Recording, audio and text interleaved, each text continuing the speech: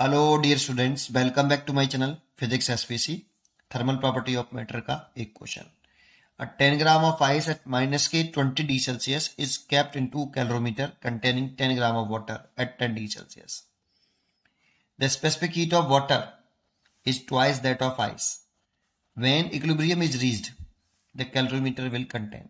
अच्छा, इक्विलिब्रियम का मतलब यहाँ पर जो मैकेनिक्स में था वो नहीं है कि net torque net force zero. Thermodynamics के अंदर थर्मल इक्विलिब्रियम वर्ड होता है। थर्मल इक्विलिब्रियम का मतलब होता है कि सिस्टम का टेम्परेचर जो है सेम हो जाना। अगर टेम्परेचर सेम हो जाता है तो हम बोलते हैं कि सिस्टम थर्मल इक्विलिब्रियम में है। चलिए, द कैलोरीमीटर विल कंटेन, चार चॉइस रखें। अब देखो, इसमें 10 ग्राम आइस को आप 10 gram water at 10 degree Celsius पर मिक्स कर रहे हो। इन दोनों को मिक्स कर दिया तो एक सिस्टम बन गया ये। और कैलोरीमेट्री में सिस्टम बाहर से, आउटसाइड से, सराउंडिंग से हीट एनर्जी ना एब्जॉर्ब कर सकता है ना रिलीज कर सकता है। बट सिस्टम के इनसाइड हीट एनर्जी का रीडिस्ट्रीब्यूशन हो सकता है। जैसे अगर ये हीट एनर्जी रिलीज कर रहा है, एब्जॉर्ब कर रहा है, तो ये रिलीज कर रहा होगा। जो ये रिलीज करेगा उसको ये एब्जॉर्ब कर लेगा। केवल हीट एनर्जी एक दूसरे से ये क्या कर सकते हैं, एक्सचेंज कर सकते हैं, ले सकते हैं, दे सकते हैं। लेकिन बाहर से सिस्टम हीट एनर्जी न लेगा न देगा। ठीक है, that means heat energy conserve रहेगी सिस्टम की। चलिए शुरू करते हैं।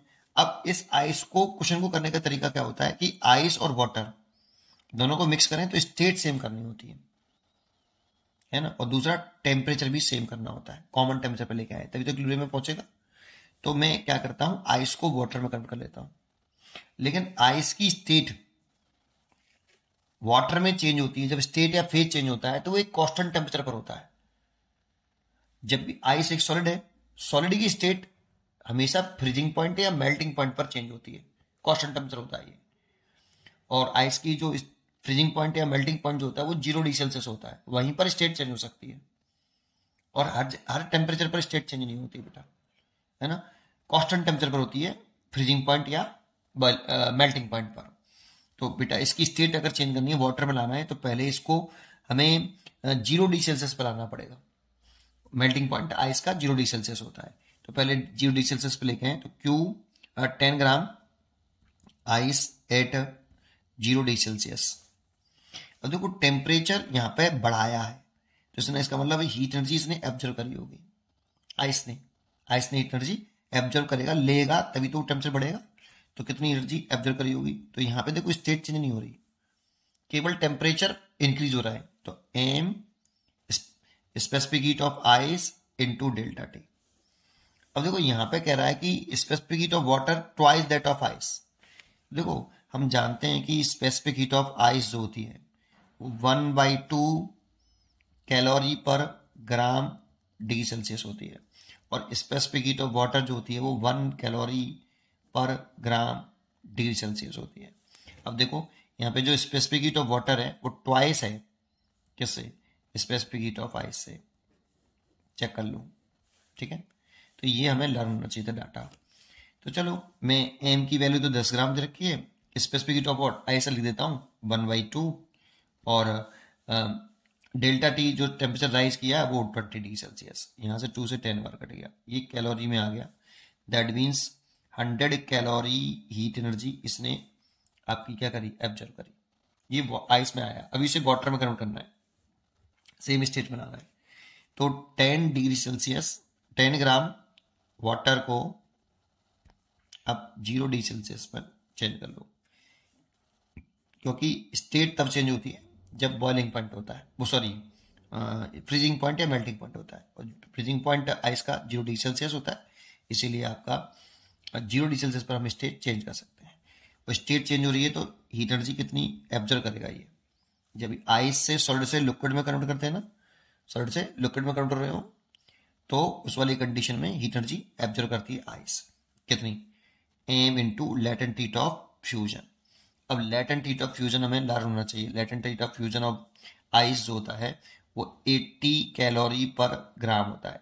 ये डाटा में लर्न होना चाहिए, ठीक है। तो वैल्यू पुट कर देते हैं 10 इंटू 80, तो ये आ जाएगा 800 calorie heat energy 0 degree Celsius तक ये एब्जर्व करेगा, एब्जर्व कर लेगा, तब कन्वर्ट होगा आइस वाटर में।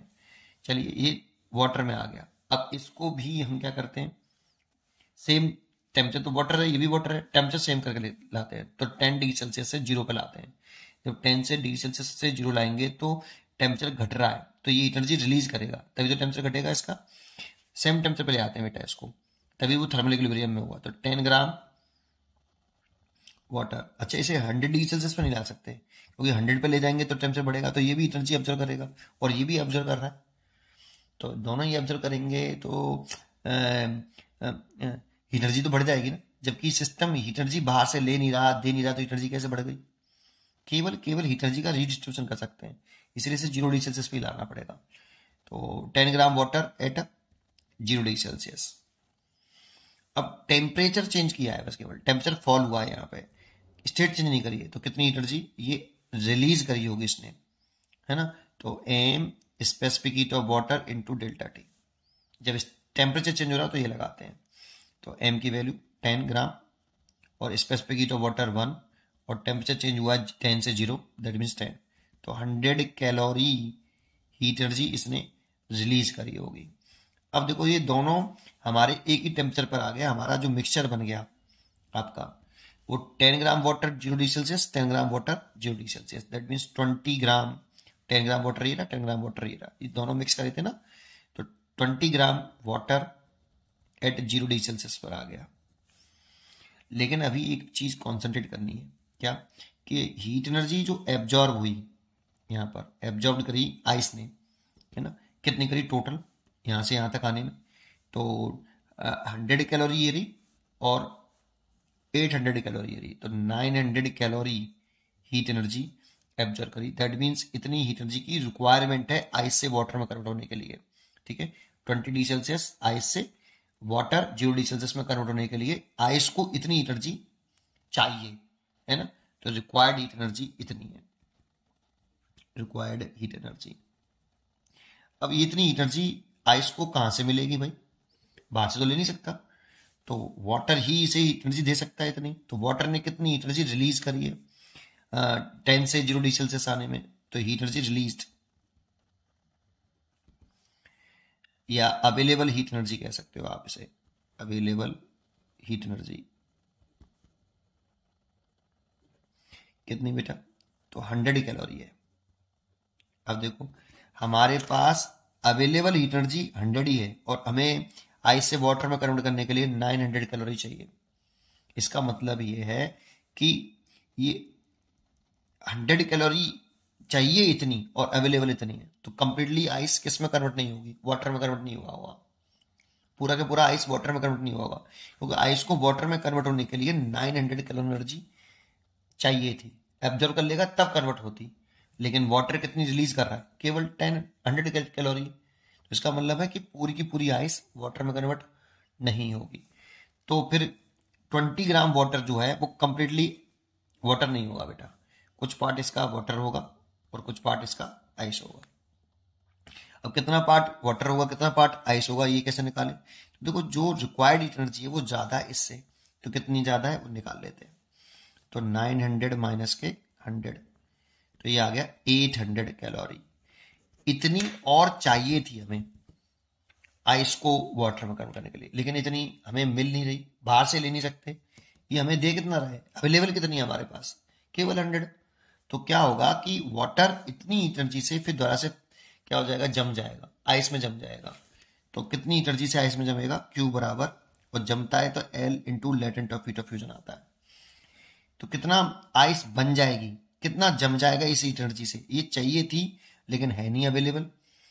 ये किसके लिए चाहिए थी? आइस से वाटर में कन्वर्ट करने के लिए चाहिए थी, लेकिन है नहीं, तो इसीलिए जम जाएगा दोबारा से, आइस जम जाएगी दोबारा से। तो कितनी? 800 कैलोरी से कितनी जमेगी आइस, वो निकाल लेते हैं। लेटेंट हीट ऑफ फ्यूजन जो होता है 80 कैलोरी पर ग्राम, तो 80 है, तो 80 से काट दिया, तो M बराबर 10 ग्राम। 10 ग्राम आइस जम जाएगी बेटा।